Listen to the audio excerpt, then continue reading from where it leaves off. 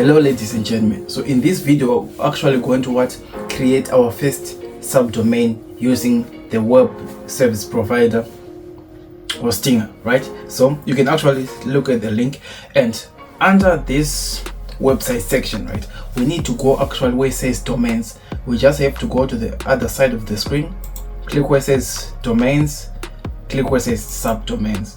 So here I'm actually going to create a real life project, right? CV writing services. So what I want to name my subdomain is called what? CV. So it will be like cv.bonis.com. So what I'm going to do is I'm gonna click where it says content folder for what? For our subdomain. Then I'm gonna rename our subdomain like CV services, which is actually going to be created within the what? Our file manager, which I'm gonna show you later.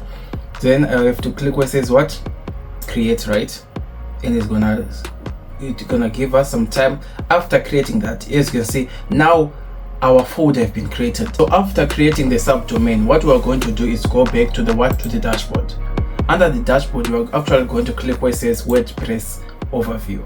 Then on this section, right, you're gonna select the subdomain which you've managed to create. Then now you choose whether you want to install WordPress or not, but let's just install WordPress. So I'm gonna try to actually visit that page again and see if the domain is registered. See, everything is registered. What we need to do now is to actually create and install the website. So I'm gonna call it CV writing service, right? Then I'm gonna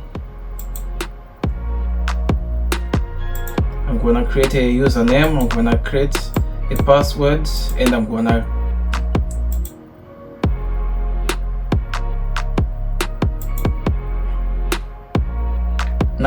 click where it says next. Then I'm gonna save my logins.